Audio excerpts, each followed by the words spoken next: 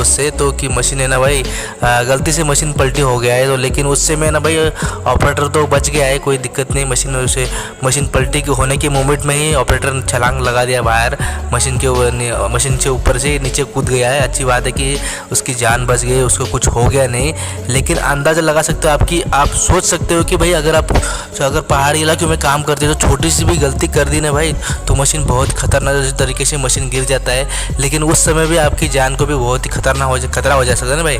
तो उसके वजह से आपको बता रहा हूँ कि भाई कभी भी है ना भाई, कहीं पे भी काम करते हो ना भाई, वहाँ पे ऐसा बहुत ही खतरनाक जगह है कि मतलब पहाड़ी इलाका है या फिर बहुत ही डेंजर जगह का है। वहाँ पे ना भाई खतरा मंडराता रहता है कि यहाँ पे कुछ भी हो सकता है मशीन के साथ, कुछ भी आपको अपना मशीन भी पलटी हो सकता है, कुछ भी हो सकता है। कि आप लोगों को यही बताना था इस वीडियो में कि आप है ना भाई सावधानी के साथ काम करिए।